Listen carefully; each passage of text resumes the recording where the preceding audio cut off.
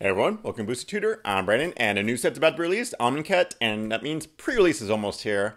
And decided might as well do top 10 commons again for each color. Today we're starting with black, so let's get started with number 10. So number 10 is Cartouche of Ambition. This is 2 and a black for an enchantment aura cartouche. Enchant creature you control. When Cartouche of Ambition enters the battlefield, you may put a -1/-1 counter on target creature. Enchant creature gets +1/+1 and has lifelink. Alright, so we got a 3 mana cost enchantment aura. It could potentially kill a small creature, like a 1/1 or a 2/1 on your opponent's side. Makes one of your bigger creatures +1/+1 and lifelink. That's pretty good. I kind of like this. It has a lot of different little modes to do. Semi-removal, or if you're like in the counters deck, you're just, setting up to get to removal with more counters or something. So, yep, I like it. It's not amazing. That's why it's number 10. The number 10 was like pretty hard to do. There was Unburden. Really like that card. But in Sealed, discarding 2 cards, it's not that great. I think it's more of a tempo in draft because, you're setting up your mana curve so well. Sealed, it could be anything. The cycling really does help. So, it's much more playable than Mind Rot, I feel. And then the Zombie Master, the Lord, the one who gives all your other zombies +1/+1. Great card, except in Sealed, it's hard. You don't know if you're going to get, like, any zombies. If you get a few, maybe you have to run, like, not so great zombies. So that's why Cartouche is number 10. Now, number 9, Soul Stinger. This is 3 and a black for a creature, Scorpion Demon. He's a 4/5, and when he enters the battlefield, put 2 -1/-1 counters on target creature you control. When it dies, you may put a -1/-1 counter on target creature for each -1/-1 counter on Soul Stinger. Okay, so that's pretty complicated. So basically, 4 mana for 4/5. That's pretty good. Except it comes into play, you put 2 -1/-1 counters on a creature. If you put it on him, he's a 2/3. Then if he dies, you get to move those counters to an opponent's creature. So, makes him a pretty good blocker. He's also a good way to dump counters. So say you have other cards that give your creatures -1/-1, keep putting on him. Eventually he'll get like 5 counters on him. He'll die. You can move all those to like a bigger creature on opponent's side. Or if you want, just put it on one of your other creatures and you have a 4/5 for 4 mana. Pretty good. Number 9. Don't know if you're going to run like multiples of him, but I do like him just because he makes the board kind of complicated. All right. Number 8, Wasteland Scorpion. This is 2 and a black for a creature Scorpion. He's a 2/2, has Death Touch and Cycling 2. Cycling is pay 2, discard this, draw a card. So for 3 mana, you get a 2/2 Death Touch. That's fine. And Sealed, that's really good. Like, comes down turn 3, you're just setting up for a great block probably. Comes down like turn 7 or 8, still going to block something great, just kill it. I love Death Touch and Sealed. 3 mana is a little bit more than I want to pay for a 2/2 Death Touch, but I'll still take it. I would rather have a 2 mana 1/1 Death Touch, because Death Touch is Death Touch. It's going to kill something. But this one, really like it in Sealed. Cycling makes it even better if, maybe there's nothing they're really too worried about, and a 2/2 isn't going to do too much. Maybe just pitch them to cycle and draw a card. That's why I like him. And that's number 8. Number 7, Splendid Agony. This is 2 and a black for an instant. Distribute 2 -1/-1 counters among 1 or 2 target creatures. A 3 mana to do -2/-2 to 1 creature at instant speed. That's not bad. The fact you get to spread them around and it is instant speed makes a great combat trick. Makes a way just to pick off little guys. Really like this at common. 3 mana is a little bit more than I want to pay, but I'm still going to take these and play with them no matter what. Late game, if you're on the counters deck again, you're building these up. It's great. Our number 6 card is Horror of the Broken Lands.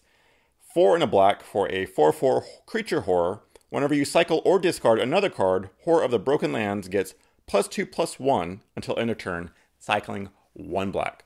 Alright, so 5 mana for 4/4. It's not great, but you'll pay that. The fact that whenever you cycle or discard, it gets +2/+1. So what? It's a 6/5 or maybe even an 8/6. I mean, your opponent doesn't know. You're going to attack. Oh, I'll block my 5/5. Oh, guess what? He's going to die. Maybe they'll trade, or maybe they'll do it twice and just kill it outright. Maybe they're too afraid to block and you just hit them for 8. Oh, so good. And the fact that you get to cycle for 1 black. So Maybe you're stuck on 2 lands and you have this in your hand. You're like, I'm not going to get this anytime soon. 1 black, you draw a card, could be a land. So good. So efficient. I'd run a couple of these just because of cycling. Yeah. Number 6, that's Horror of the Broken Lands. Number 5, Stir in the Sands. 4 black for sorcery. Create 3 2/2 black zombie creature tokens. Cycling 3 in a black. Discard this card, draw a card. When you cycle, Stir the Sands, create a 2/2 black zombie creature token. Okay, so you're paying 6 mana, sorcery speed. That's fine, because you're creating 3 2/2 zombies. So 6 power for 6 mana, spread out. Zombies are a theme in this. They can do lots of tricks. If you have the Lord, see, he'd be great with this. There are 3 3s. The fact you can cycle it to draw a card and make a 2/2 zombie, so good. Love this card. Number 5, Stir the Sands. Number 4, Sunday, Gravedigger. That's right, number 4, the Old Faithful Gravedigger. 3 in a black for a 2/2. When it enters the battlefield, you may return target creature card from your graveyard to your hand. Okay, this is like great card. It's always great and limited. 4 mana, 2/2. You know, you're going to put it down. It's going to just be a chump blocker, basically. Get your bomb you cycled earlier. You get another Gravedigger, which is always a thing, and you just keep playing them back and forth to make blockers. I love this card. I'll always, like, it's sometimes first pickable. So, in sealed, it's going to be amazing, just because they're going to use their trick, their removal, to kill your bomb, and you get to get it later. Like I said, if you cycled it away because it costs too much, but now you have enough mana for it.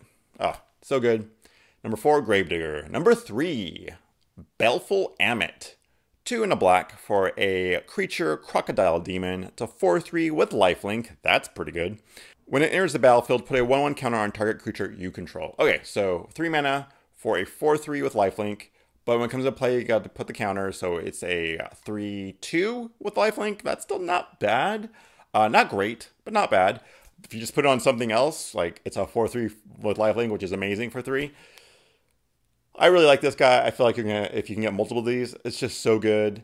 Yeah, the -1/-1 doesn't really matter that much. And yeah, I just really like it because it's like super efficient and 4 life gain. So good. Number 3, Baleful Ammit. Ammit? Something like that. Number 2, Final Reward. 4 in a black for an instant. Exile target creature. There you go. Simple, easy. 5 mana. Exile target creature. I mean, 5 mana is a lot to pay. Usually you pay 4 for this at sorcery speed, but for 1 more instant, okay, that's a pretty good trade-off. The fact that there's Embalm in this set makes this so good. Just like kill, exile your Embalmed creature. You don't get to do that. Yeah, I mean, you're going to run as many of these as you can, especially in sealed. 5 mana is a lot, but definitely run 2. 3 might be pushing it, but yeah, it still might do that even. I mean, yeah, it's just unquestionable removal.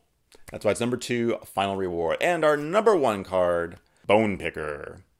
3 in a black for a 3/2 creature bird. Has flying and death touch, and it costs 3 less if a creature died this turn. Okay, so 4 mana for a 3/2 flying death touch. That's great. I'll play that any day. The fact I can play this for 1 is crazy. Like I said, if you get multiples of these, amazing. It's just a super efficient card. It beats down the air really good. It blocks pretty good because it'll kill anything. You can get it down for 1 and then just play another creature and you're just like tempoing them out. Just such an efficient creature. Really love it. So it's my number 1, Bone Picker. All right, so that's my black. Black is very black. It has a little bit of tribal zombies, which I think could work out in a draft. Seal, a little bit harder. Has -1/-1 counters, which gonna get a little crazy, but I like to try it out. I mean, it's kind of ingrained into black in here. Yep, I like the feel of black. It has a little bit of aggro with the zombies, but I don't know if I'd try that in sealed. Yeah, really looking forward to playing with it, so we'll see how it goes. I'll probably go, I don't know, green-black if I can in sealed. Anyway, if you want to follow me on Twitter, booster_Twitter, and see you next draft.